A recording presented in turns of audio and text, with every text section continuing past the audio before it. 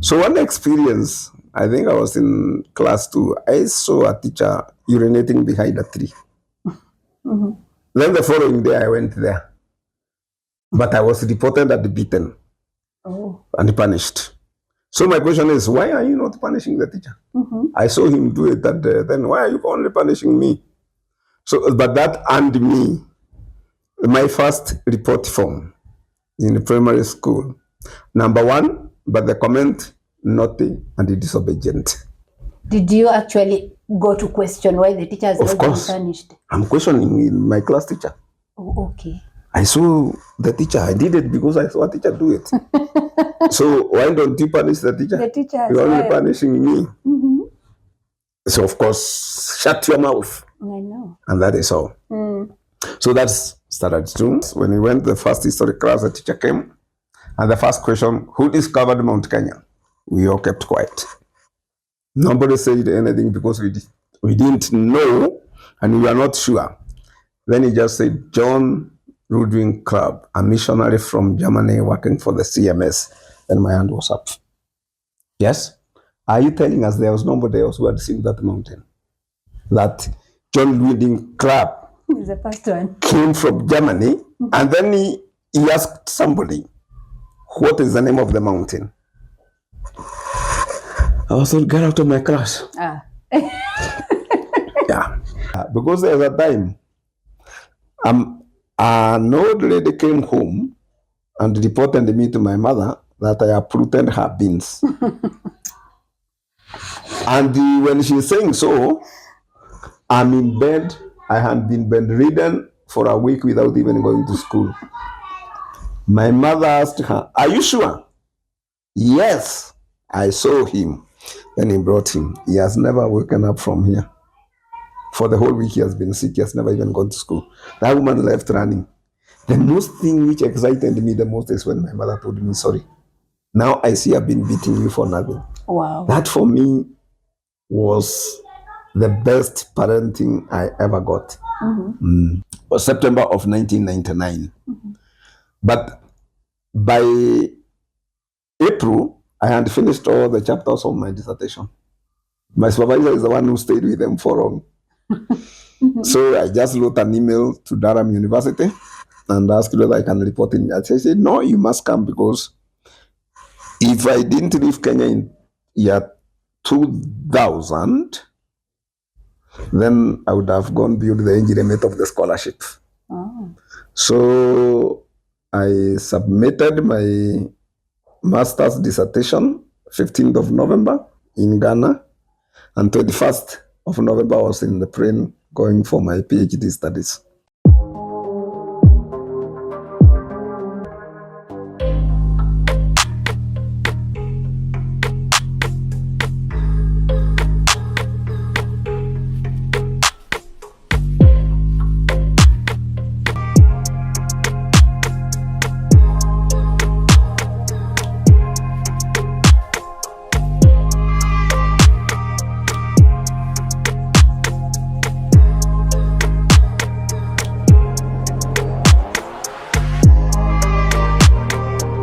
Hello, good people. Suzie Yule Diadem, living positively regardless. Doesn't matter the point at which you are in life, but with raw positivity or the way I am born again. I love Jesus Christ as my personal savior, and I feel that's the best thing about my life, and that's the best decision I've ever made in life, because guys, I have tasted and I have felt that Jesus Christ is sweet. Maybe you are there, you've never had an experience of confessing Jesus Christ as your savior. It's something you need to consider, because for sure I can tell you, you will come out with a testimony after you do just a year. I think even a year is quite a long time. Even within few months, you'll just start seeing the changes and the things that happens out there. You may be looking at us from a distance and wondering, what are they saying? I cannot see what it is that their lives looks like, or the difference between them and me and all that. But you cannot experience when you're out there. You just come in here, confess Jesus Christ, walk with him. After a year, if you feel like we are just saying it for the sake of it, you go back. So thank you so much, my people, for keeping it here at the Suzie Yule Diadem. I love you so much. Thank you, and welcome to the new subscribers who have joined this lovely and good team. And to those who have been with us from day one, thank you. I always appreciate your support for choosing to be here. If you've not subscribed, kindly do us the honors and subscribe to our YouTube channel. Whatever we share here, you can also share it with people out there, families, friends, yes. And because sometimes you may hear a message and maybe it's not directly involving your life, but you never know. Maybe someone in your family needs to know about the message. Maybe a friend needs to know about the message. So kindly, I request you to keep sharing and sharing our information. Maybe you'd want to come here at Suzie Yule Diadem and you want to air your views, maybe your personal journey experience that you feel like it is a testimony and it can encourage someone. And here we say that we share our life experiences so that someone who is in a stage that you have passed years ago and you are happy that you went through that can listen to your story and get encouraged to continue fighting for their lives. Have you seen how much have you seen how many people are committing suicide now and then, young and old? It is such a sad situation. Why? Because someone meets a situation and they just think this is the end of my life. They cannot figure out how tomorrow will be. But then they may just bump into Suzie Yule Diadem, find you giving your story, find you saying how much it was tough for you 3, 4, 5 years ago, and here you are, and maybe you give them hope to live once again. So if you wish to come and give us your story, if you have some kind of knowledge and skill that you would wish to share with the world, don't hesitate to come here at Suzie Yule Diadem. You can call us. This is our contact down here. Call us and we'll be able to give you the opportunity. On Facebook, Suzie Yule Diadem. You can go there and just text me, send me a message and tell me you'd wish to share whatever it is, and we will give you the platform. Oh yes, so much, but I don't want to take too much of your time. Before I introduce you to the guest of the day, I am so happy, so honored, and so humbled to have the guest of the day. Hello, Prof. Hello, Susie. Karibu sana. Asante, asante. Good to have you here. Good to invite me here. Yeah. I think we have had people from different quarters of life here at Suzie Yule Diadem, but I'm yet to host a professor. Wow. So I'm the first one. Yes, and I'm really honored. I'm also honored being the first one. I have several firsts. Wow. Yeah. So we look forward to learning a lot and to getting to learn from you, and especially the young people who are eyeing to getting into those levels. We look forward to learning that. Let them be here. They will learn. Oh, wow. Yeah. So I'll give you the opportunity just to look at the camera, say hi to our people, and maybe let them get to know your name. Okay. Good afternoon, viewers. I'm glad that you are watching and that we are here together. Before introducing myself, let me first of all say thanks to Suzie Yule Diadem for inviting me to this show. Actually, through her husband, the Venerable Alexander Mushiri, who is a colleague in the ministry and whom we grew up together. So I'm here today. My name is Kabiro Wagatumo. Of course, an Anglican priest and a professor at St. Paul University. So if our titles are anything to go by, you refer to me as the Reverend Professor Kabiro Wagatumo. I come from Kirinyaga. That's where I was born. A place known as Kiamutogo, which is just neighboring where Venerable Sandy also was born and brought up.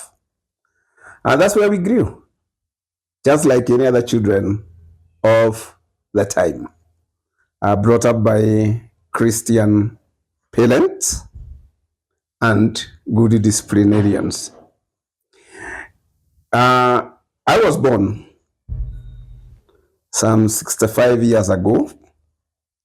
In fact, if I was a vicar in a parish, I should have retired 5 months ago. And my day of birth is the first miracle of my life. It was during the colonial era, and all the local peoples were put in a village because of Mau Mau. And my father actually was in hospital when I was born, and nobody thought he would ever come back alive. So my mother was alone in the village. And my father's brother was a teacher, and he's the one who was there. And so when labor pains came, my father's brother had gone. There were no vehicles then, but there was only one lorry at the time. So the labor pains prolonged. The message to go and get to my father's brother, coming back to the village, getting the lorry, which was known as Nyagodhie, meaning one who is traveling. Around 4 p.m., my mother could not make it to hospital. She was being driven to Embu. I was born on the roadside. Oh. Near, there is a river, Nyamindi River. When going to a place known as Biri, that is where, now in the vehicle was my mother, my grandmother, and my brother. So my father's brother, my younger father, he had to leave because now I was to be born. Okay. But the way I was born, something I knew later on, but my late wife knew it before me. I knew it when I was doing theological studies. I was in the second year. That's when, and my father knew the evening, and I knew in the morning. When I was born, I was formless, totally deformed. And my grandmother screamed, so it is an animal which would have killed my daughter-in-law. Let's throw him to the river. Oh my goodness. So I was, because my hand here was square-like the hand of a cow. Oh, wow. My body was so big. It was like a 3-month-old baby. Well, I know there are some scientific way what that can be explained. But my mother refused. She said, I have faith in God, that when we go back to the village, the colonial village, he will be as normal as any other child. So we went. In the evening, my head was back to normal, the normal head of a child, but I was still big. Then in the morning, I was now back to the size of a newborn. That's how it was.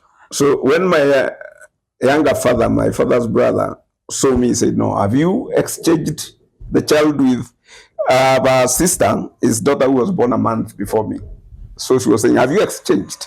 Okay. I said, no.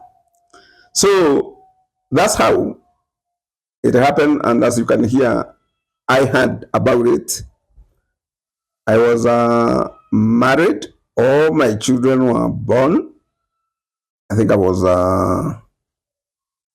32 years old. That's when I knew how I was born. But it is the faith of my mother. Were it not for her faith in God, I should not be speaking to you today. Oh, I would have been thrown in the river. Oh my goodness. Yeah.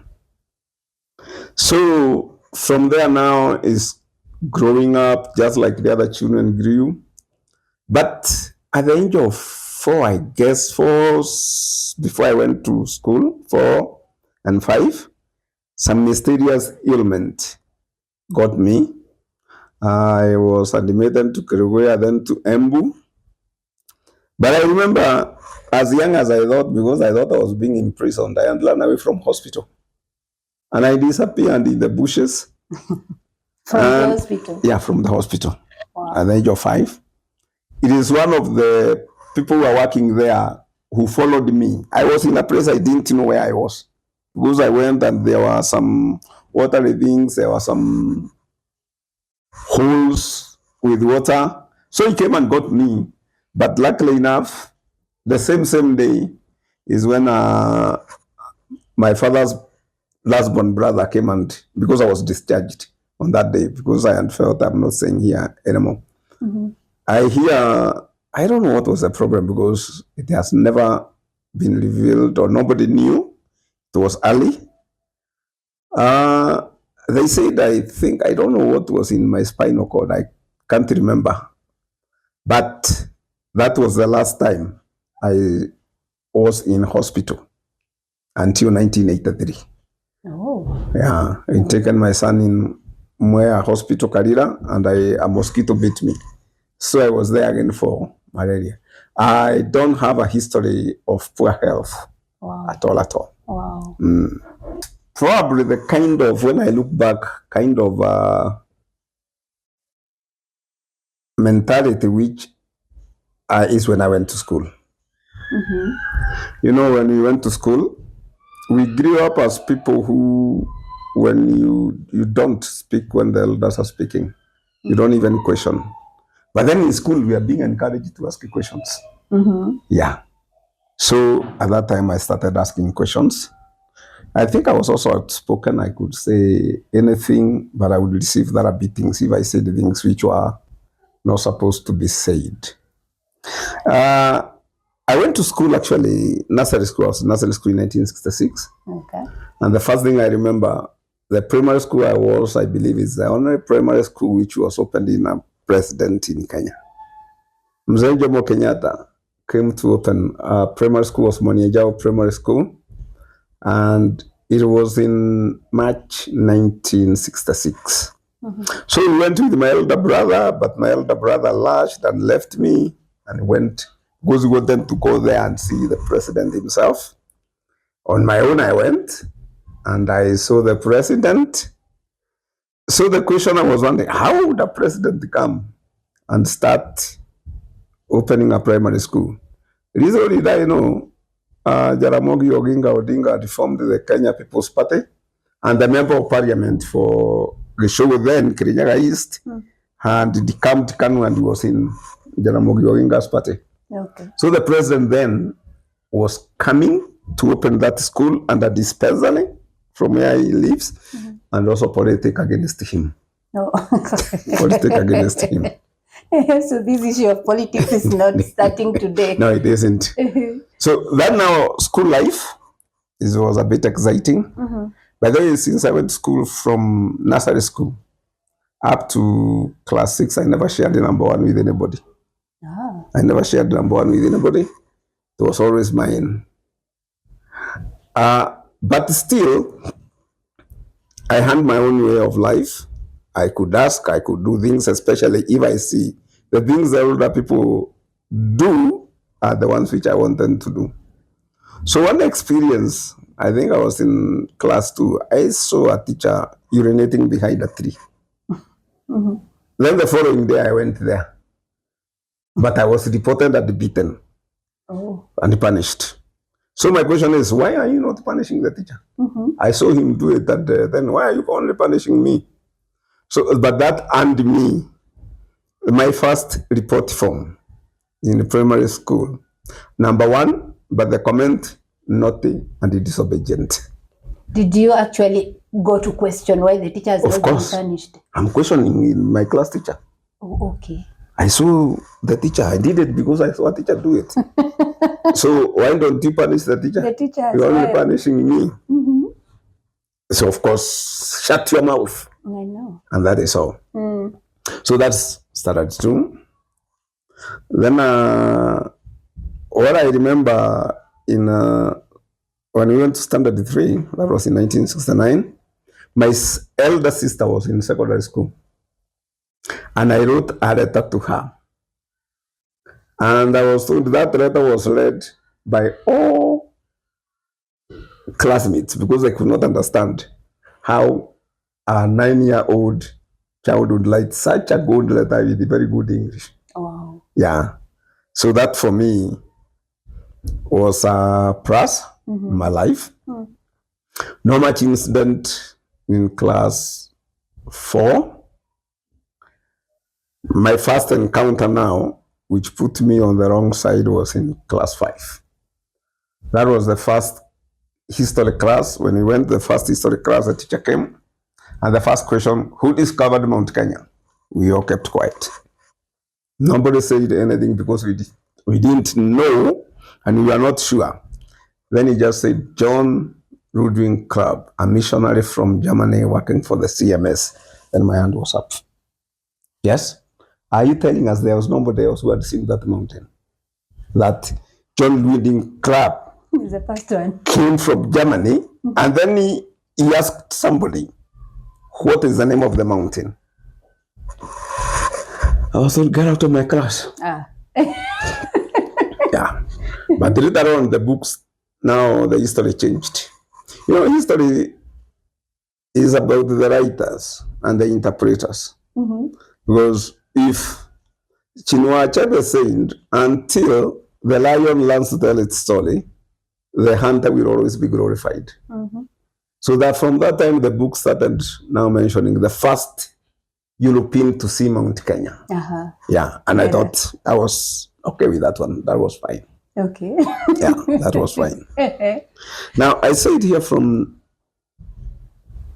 nursery school to class 6, I had never shared the number 1 with anybody else. But now, I started seeing how teachers are now punishing learners. Of course, I grew up being beaten for the mistakes we did until I became stoic for the pain. I heard you had, so beating me was nothing. Okay. So there's a teacher who used to tell us, bring your hand without getting tired. I just give him and look the other side. And you continue until he would laugh and then just go. So by that time, I started seeing there are some teachers who are not just at all. They are punishing children for nothing. And my worst problem came when my brother, a teacher beat him because he had a tattered school uniform. Okay. And I asked him, why don't you go and beat his father? He's not the one who buys the uniform. So that one now I became on bad books with many teachers. But then I started now fighting for the rights of the students. Okay. I remember one teacher who beat my brother, my younger brother, holding him. The next thing he knew, I was on top of him also, trying to rescue my brother from him. So then the worst thing is, we were doing hard work. I was sharpening imwiko ya kuchonga ugari. Okay. And my penknife cut me here. It was a very smart one. And the teacher took it and kept it forever. So I was in standard 7 then. I mobilized all other boys and we followed him in the evening. Actually, we meant business because somebody hid him in his house. But little did we know there was another teacher who followed us in the bush and he was seeing everything we were doing. So the following day, the whole school was told kneel down. I was called in front and I was told to name the people I was with. Then I refused. The teacher trying to hit me, I ran away.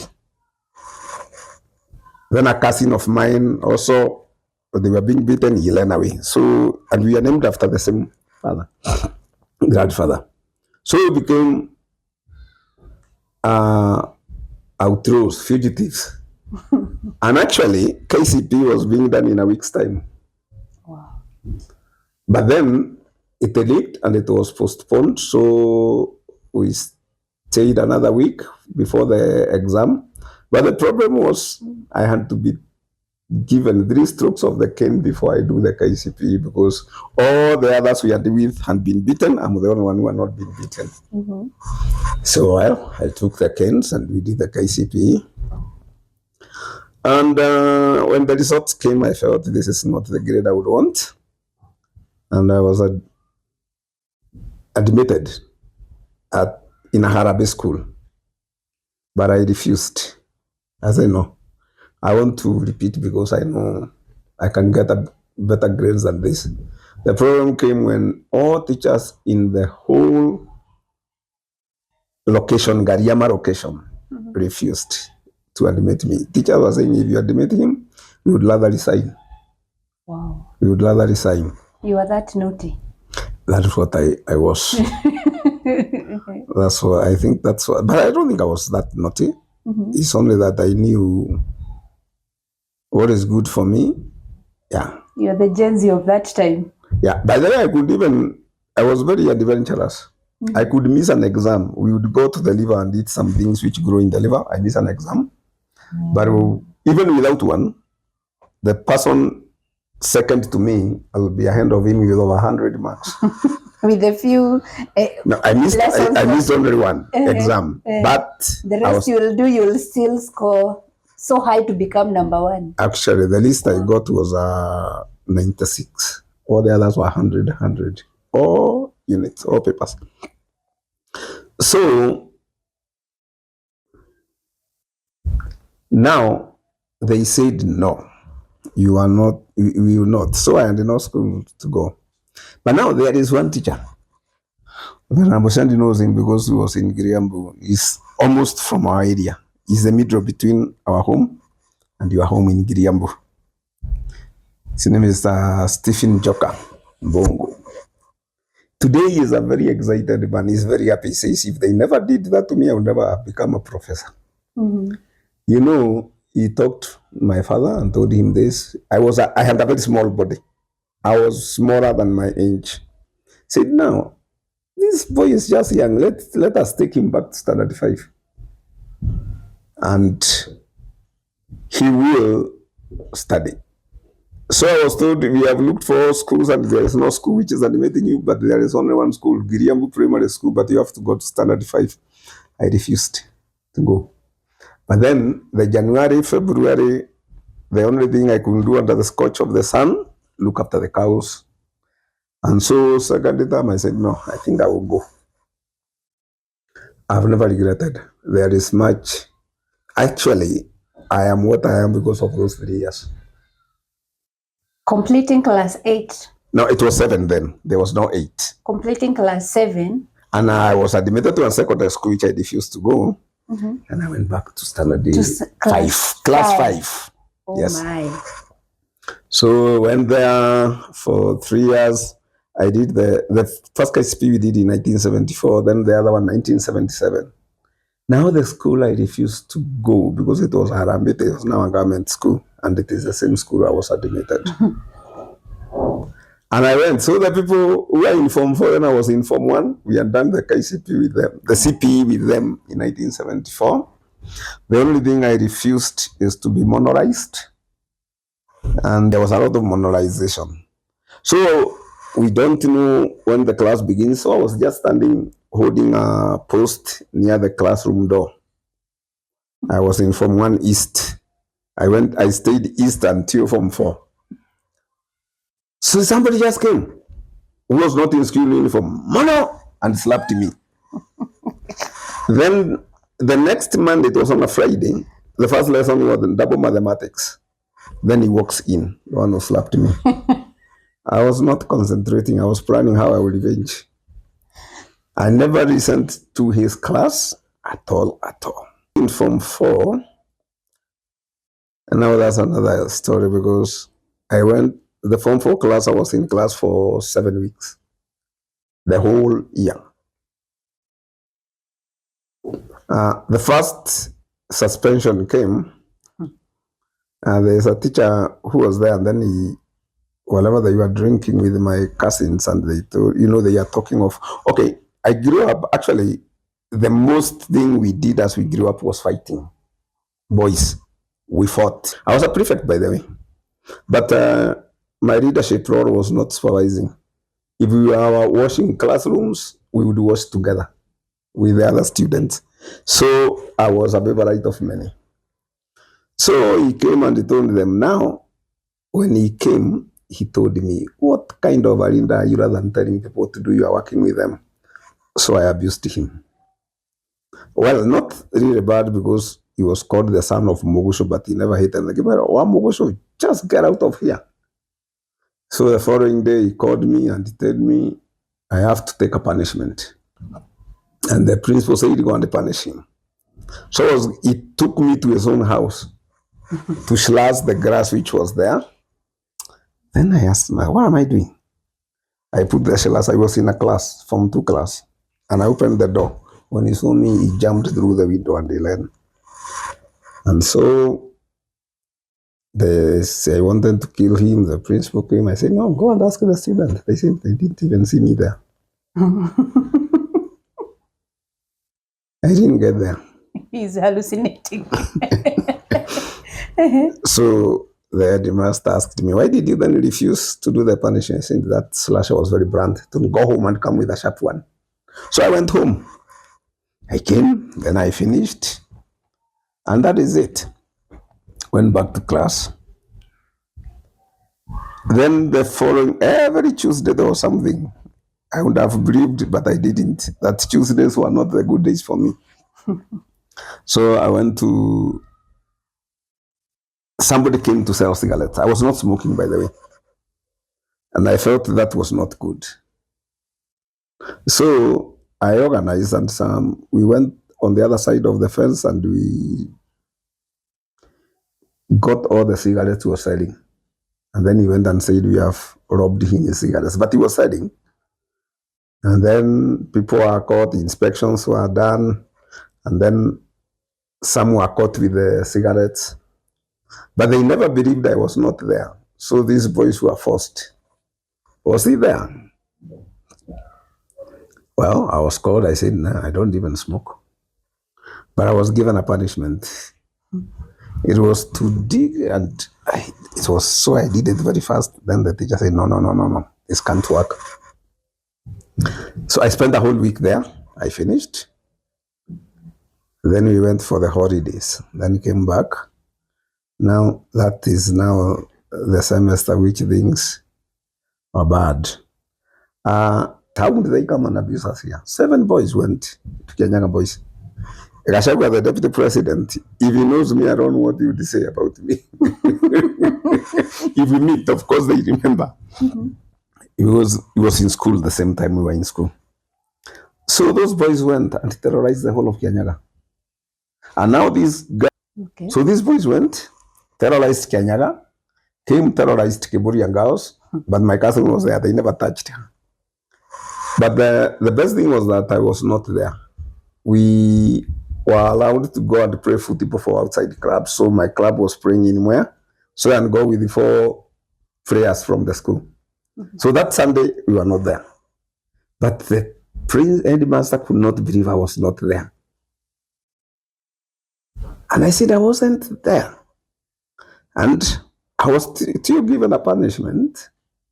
We were given a punishment. We were 2 of us. We were given a whole acre to dig. But that was not a big deal for me. Hey, we loved digging. So with my friend, we could wake up at 4 a.m. Within 3 days, we had cleared. Then these other now who are caught and made sure they were in Kenyaga, they were also given a punishment. But now at this time, something else happened and I was kicked out of school. They called themselves Mastarehe Brothers. And so that now became the common name of us and other 12. We were known as Mastarehe Brothers. So one day, 2 teachers came in the dining hall, in our dormitories at night. Of course, we were in a dormitory, we never slept. We had gone there also to terrorize the monos. We were in Form 4. But when we were there is a small panga we used to carry. They took the panga and cut one of the students, the finger. So we mobilized all other students and we invaded their house. And we broke the house with stones and everything, but they had hidden themselves. So the police were, okay, we were, the following day, all of us were called, whom they thought were the ring readers, the 12 of us now. And we were locked in the staff room the whole day. Then they called the police. They wanted to take us to the police. There is some small sizes I used to carry. Kidogo sana, just like this finger. I took it, I removed it, and then cut the ceiling. So we went up, because we knew the door for the staff room. If you open it, you can pull it, whether it is locked or not. If you do, remove the hinges from the inside. So we disappeared and the police came. But why the police came? Because these other people students refused to eat. They said we cannot eat without our colleagues. Okay. Yeah. Because you don't see where the problem was. These teachers came and invaded us in the dormitory. They cut one student and there's nothing you are doing to them. But these two teachers smoked bangi. So we knew what they were doing. And nobody is doing anything. So that's the reason why we took the law in our hands, because we have complained and nobody is taking any action. So we went and the school was closed indefinitely. Actually, where we were, the whole town was surrounded by police because they wanted to get us, but we managed to escape. Mm-hmm. So the following day, when we came, we were told to go home. So we went home, and our parents were written letters. These 12 boys should not come back when the others are coming. So we stayed for 2 months at home. Then we were called by the BOG, and we went. And it was said, these are just growing, beat them. Just give them 6 strokes of the cane, let them go back to class. But then I told my guys, we shall not be beaten. Let me show you how we are going to do. So I was the first. I went to the master's office. I've come, you beat me. He said, no, not today. I'm busy. So he said, we came when you are ready, but you refused. No, I was not even reading, but I didn't pass also the way I would have wanted. Okay. Yeah. I never wanted. Mm-hmm. But there's something which had happened. I loved farming from the very beginning. Even when I was in standard 1, I remember I sold to a relative of my mother a sheep and a tin of potatoes, which he has never paid even today. 50 bob. He still owes you. 50 bob. Mm-hmm. Yeah. And I asked him, he said, yeah, Mama Mamira.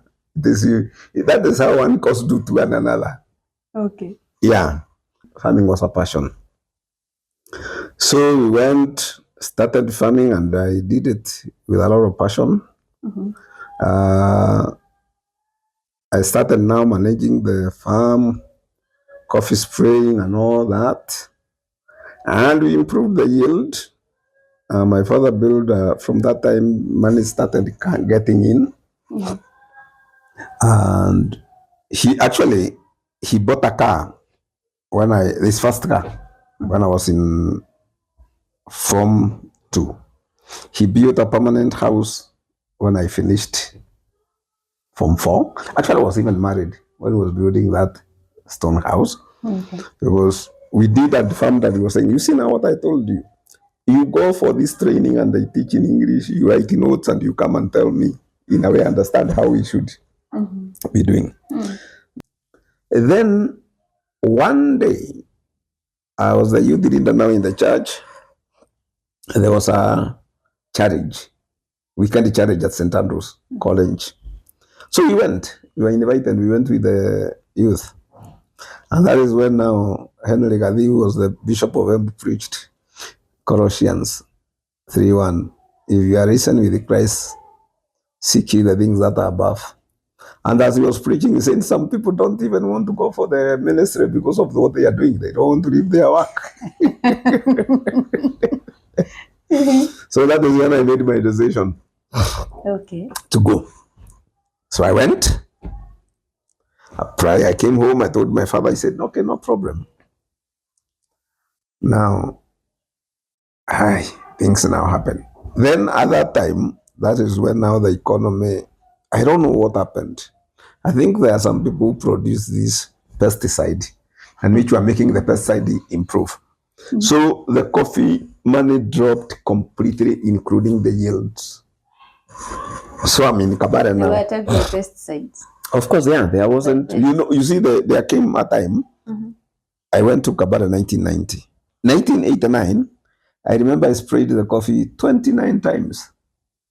to try, and these white flies were not Nothing happening. nothing happening.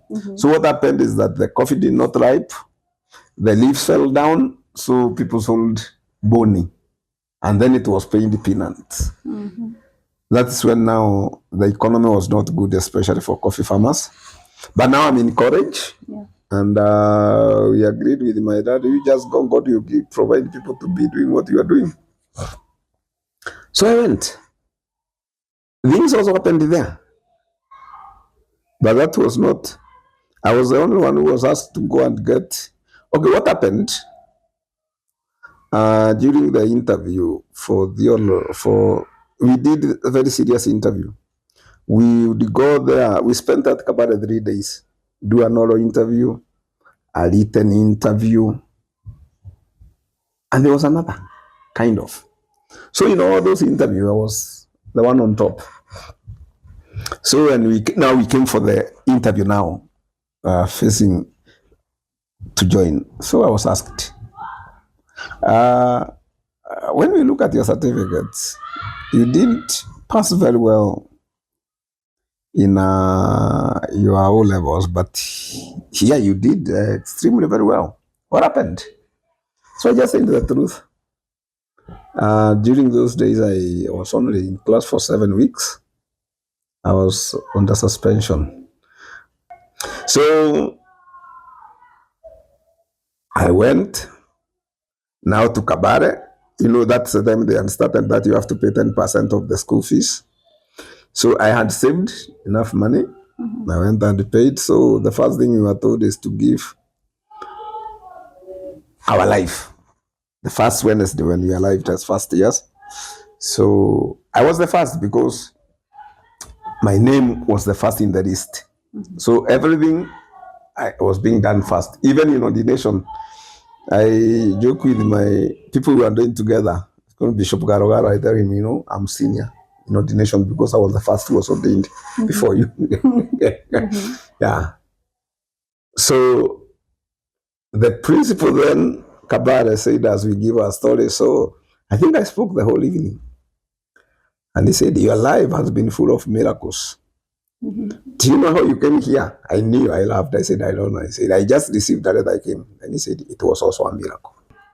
Now, when we went for the bishop examining chaplain, so that we leave and then we prepare for being ordained, the chairman asked me a question.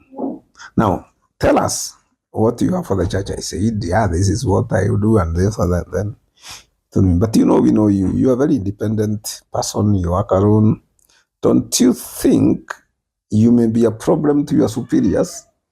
And of course, you'll not be a vicar, you'll be a Daruro deans and archdeacons.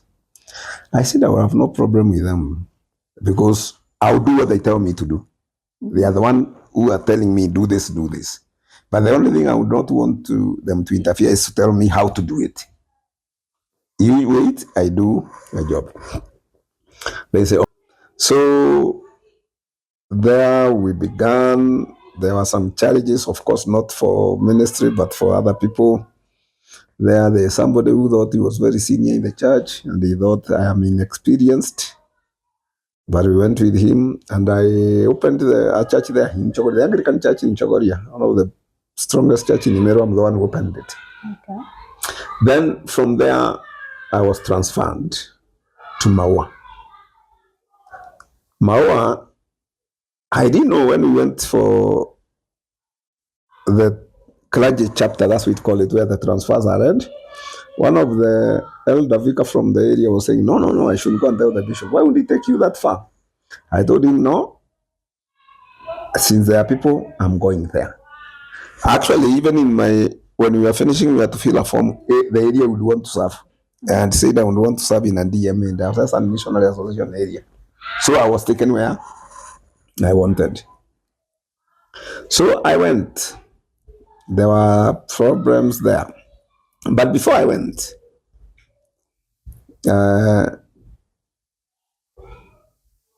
somebody just hinted, he met me, those who were discussing who will go to which parish. And he didn't know me. Then he was told, oh, who is this Mchungaji? So this Kabiro. He said, You know, actually, whatever they discussed you in the transfers, they were very right. That the person who should go to Mawa is somebody who can stand and give the DC can respect. I used to wear suits those days. Even today, I wear if I am wearing a suit. So I was in one of my best and they said, hey. So before I went to Mawa, I was just on a stage waiting for Apieko Gitari, stopped at it. And the first question he came in and we greeted each other. He used to call me Gatumo and said, you had the first class diploma? I said, yes. We are taking you to Mawa. We want to see what your first class diploma will do there. The church is clambering. Only 7 people are in the church and they are waiting to see the one who comes. So that Sunday, I said, and they knew somebody is coming, everybody and even other people from North churches were there. The church was fully packed. I preached from Jonah, the second church. Nobody ever left that church again. And I told them after the service, on Sunday, we shall be doing an election. I want leaders to work with. There are other problems which we settled, but come May, the quarter of the time was 20,000. There was arrears of 28,000. By May, we had finished everything. Wow. So I went to Kudos and it asked, where did you get the money? You called people from Nairobi? I said, no. From there. We got money from there. Mm-hmm. Because it is we are the ones who make people think they can do things. So when I went there was some internal problems. There is one parish, there was one church. A guy there was telling me, I'm a builder. The builders know how to build and also to demolish. So one time I was then going there, he had called all the people, even from other denominations, to come and see me being humiliated. I preached a sermon. The people from other churches told them, you have a pastor. You are the people who are going astray. Mm-hmm. So that one was a handle. And the problem now came. I was in Maua from January to September. August, we came for a synod, but I got sick. So I didn't even go for synod. But in the synod, it was decided I have to go to Rimuru for a degree. Oh. So I went back to Maua to hand over the parish. Mm-hmm. September, we were in Rimuru. Now the study continued. Then Rimuru, after 3 years, I was to go for 2 years because with a first class diploma, I would have given a credit transfer. But I knew if I want to further my studies, I want to do New Testament. So I refused to go to second year. I began in first year because that's where you study Greek. So again, Rimuru got a first class. Wow. With a upper second from 65 and above, you can go straight away for a PhD. So I applied, but somebody undermined my scholarship and my file was in London, not in Kenya now, in London. Mm-hmm. But then a scholarship came for South Africa. So I went South Africa and started doing my master's. When I was in South Africa, one of the tutors was teaching us Kabare. Bishop Graham King was appointed as a member of the trustee of the organization which was to give me the scholarship. Mm-hmm. So he found my file. I had succeeded, but I was not given money. Mm-hmm. So he started raising the issue, not as if he doesn't know, but as a human right.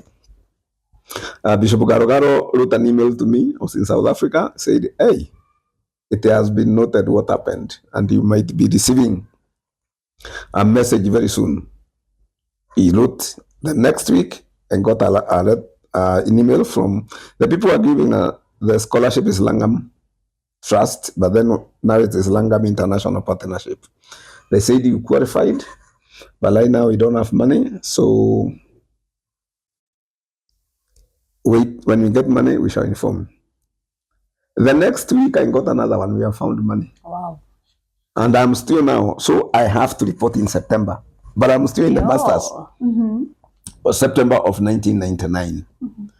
But by April, I had finished all the chapters of my dissertation. My supervisor is the one who stayed with them for long. Mm-hmm. So I just wrote an email to Durham University and asked whether I can report in. I said, no, you must come, because if I didn't leave Kenya in year 2000, then I would have gone beyond the age limit of the scholarship. Oh. So I submitted my master's dissertation 15th of November in Ghana, and 21st of November I was in the plane going for my PhD studies. Wow. Then I realized I wanted just to go Kabare and study and become a vicar. Mm-mm. I was a vicar only for 6 months. Mm-hmm. Now, God, could you be taking me in another direction? So I said, if there's a direction, my prayer is at the age of 45, I should have gotten my PhD. And God answered my prayer and got it at the age of 44. Wow. So now coming back, I wrote to the bishop. I told him, please give me a parish. And he said, no, go and train 10 people to do what you want to do in a parish. Mm-hmm. That is now how I came to realize teaching and training pastors is my calling. And so that is how now I became a professor, because you can only become a professor of a university. Mm-hmm. I'm not a professor of Kenyatta University. I'm not a professor of any university. I'm a professor of St. Paul's University. St. Paul's University, wow. Yes. Now to become a professor, mm-hmm, is a journey. In the academic world, you can begin as a tutorial fellow. From a tutorial fellow, you can become an assistant lecturer. But from each stage to another is publication. So when I came from the UK, St. Paul's were waiting for me, but there was some internal politics, so I chose to go to Kabare. So I taught Kabare for 1 year. Then after a year, I was called in Limuru. They told me, please, we need you. Don't fail to come for an interview now. So I went. 2005, I was in Limuru, and I joined as a lecturer. But they had to change things because those with a PhD were being enlisted as senior lecturer. So from a senior lecturer to a senior lecturer, you must teach as a lecturer for 5 years, and then you do some publications. And then after 5 years, you can do an interview, you become associate professor. Mm-hmm. So that's what I did. I qualified, I became associate professor of St. Paul's University, of which I've been there for almost, you're supposed to teach for about 3 years, but I've been there for almost, from 2016 up to today. Wow. 7 years, huh? Yeah. Mm-hmm. So there is only one stage I'm waiting now, which we call the full professor, and which we are waiting to hear because we have already applied for it, and I believe I'm qualified for it because you know what is expected. Mm-hmm. Yeah.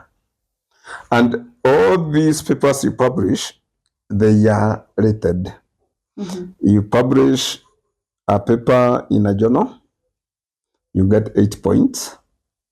You co-publish, if your name is a second, you get 2 points. You publish a book, you get 24 points. You are cumulatively, you must have 65 points. Okay. I have almost 100. Oh. Yeah. Oh, wow. Mm. So it is Bishop Munene who made know that my calling is to teach. Mm-hmm. Yeah. Because when he told me, go and train 10 people. But all that journey from that time is the way God has worked with me. Mm-hmm, mm-hmm. Yeah. Answering every prayer I make, mm-hmm, God answers it. Actually, sometimes I say instantly. Mm-hmm. Yeah, instantly. Mm.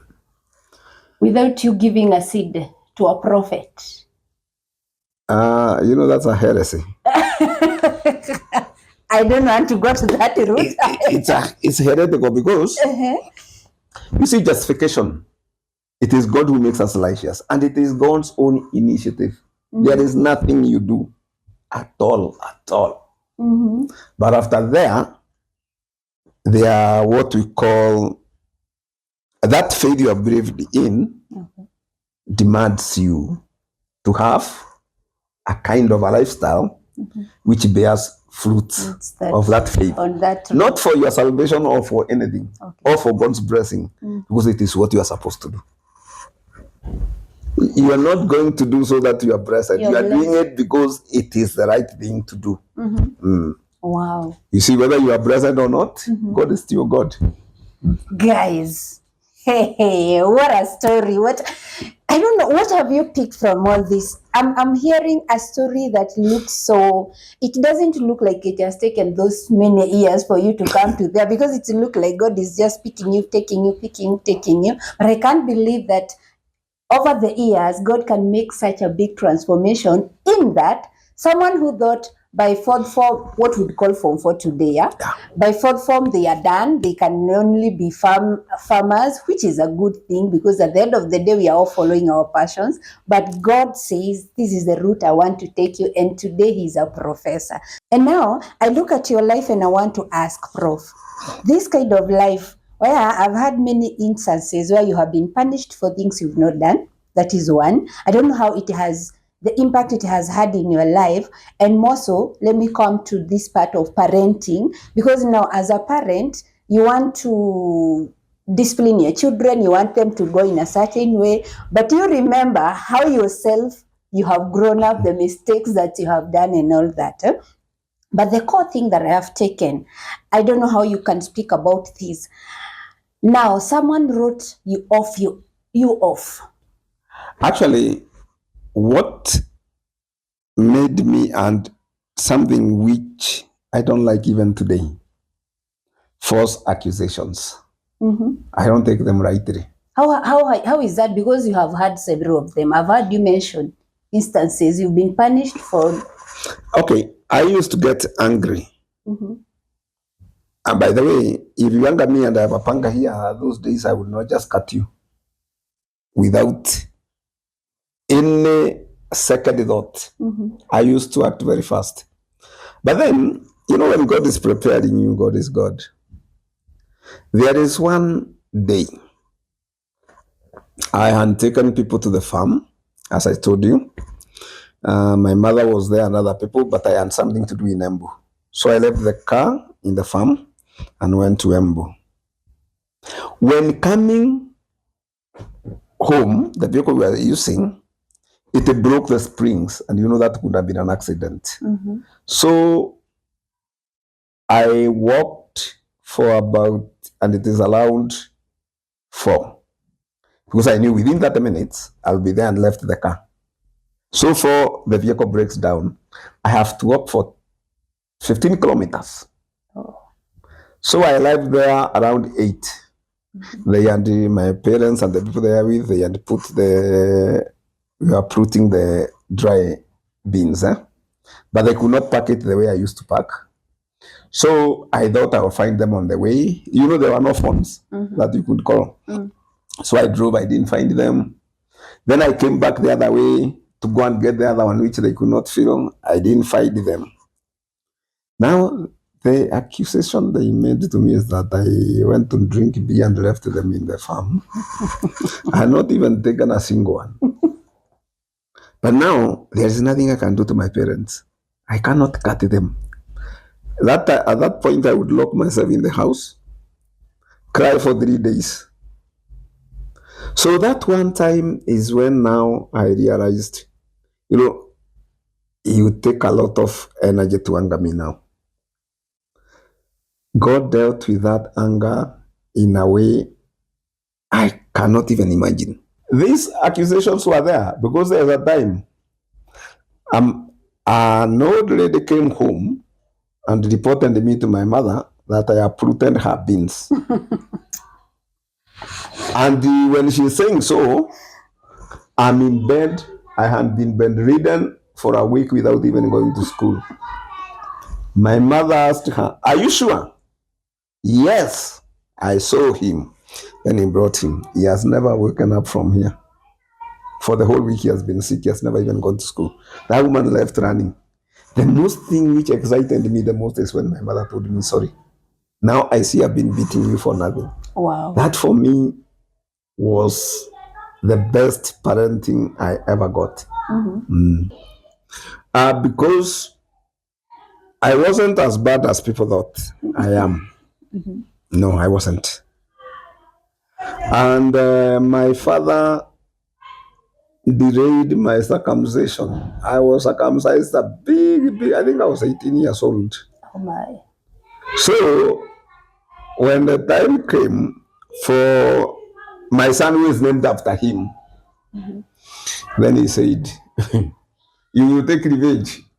I told him, Dad, you know, me, I'm not you. I'm your son, but we are not the same. I know my children, we sit and talk together and we discuss things, so there is no point because he is also not you. So I'm not revenging. And my children will tell you, I brought them, they tell me even today, I brought them with 2 words: freedom with responsibility. Of course, I disciplined them, but they knew why they were being disciplined. Yeah. Guys, are you there?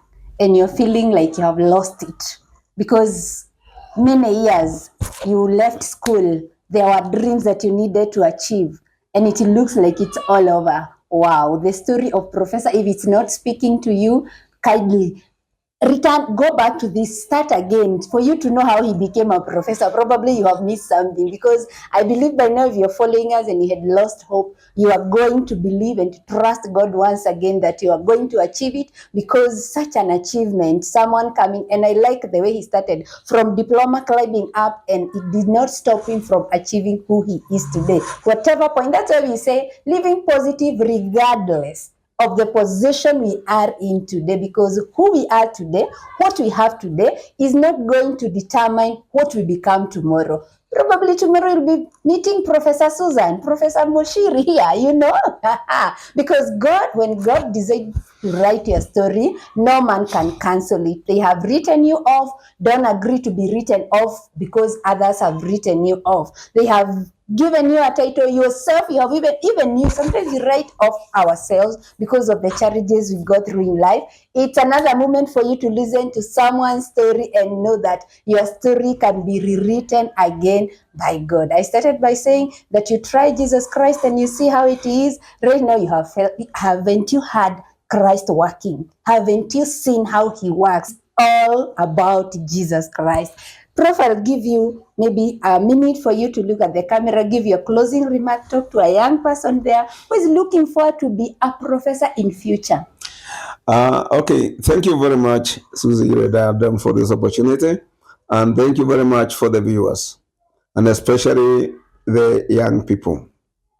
One thing I learned, and then Apostle Paul strengthened it in me, is to be content in whatever situation you are in.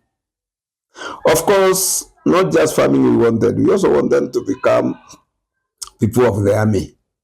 And we went for interviews and we never even reached anywhere. Probably because that is what we thought was good. And God knew other things for us. We may want things in life and we have passion for them, but there might be other things that God has in store for us. You hear that my first vocation, I said I would want, the first question I asked, what would you want to be when you grow up? I said a vicar, that's a pastor. Then I changed, I wanted to be a lawyer. And by the way, I still have a dream for a lawyer. And even at my age, when that opportunity comes, I will start the law. So I am studying law because I'm not leaving this world without doing law. My daughter also tells me she also wanted to do law, but now she is in communications. And so she also tells me she will do law so that we can have Kabiro and the Kabiro advocates to be fighting for the rights of those who are being oppressed. I love that because God created us with freedom, but freedom operates within certain limits. If you think that your freedom, you can fly like a bird, we shall take you to hospital because you are not a bird. Your freedom is to behave as within the limits of a human being. There are times your freedom is limited. If you are a student, it stays within that framework of being a student. If it is a freedom of being your freedom and your father, you cannot get outside that limit of being a father. So the most important thing is to plan your life. Of course, I said I want to become a vicar, then a lawyer. There are other things I've wanted to be. By God hand or plan. We plan, but let's commit our plans to God because it is God who fulfills them. Let's never stay idle. We may want to do some white collar jobs or many other jobs, but if they are not forthcoming, you can do other things. There is a youth, I respect her very much. When she finished school, she went to the farm and she started arrowroot, selling arrowroots. Now she's a teacher. She has taught in secondary school. She's now in administration. I think they call them tech tutors. And she's still continuing with that passion. So never ever stay idle. Do something. But don't let people intimidate you. Paul tells Timothy, do not let anybody despise you because you are young. Don't take the crap that you are the leaders of tomorrow. No, you are the leaders of today and tomorrow. We are the leaders of yesterday and today. So we would want to see you taking up social issues, even matters for church, politics and everything. Don't stay at the back seat because you don't know where God is directing you. But be contented in the situation you are in. So thank you very much. Thank you for watching us, and may God bless you. Amen. Amen. Thank you so much for coming. Thank you very much. We are humbled.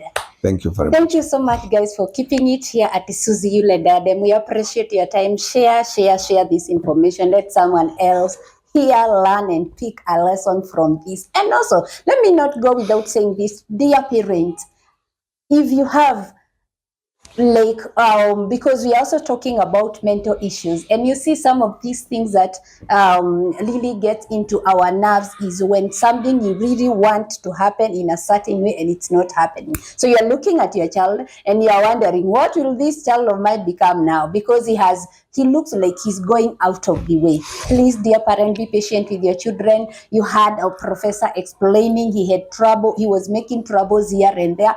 Your child is just a child, and God has a path made for that child. So, dear parent, please don't give up on your children.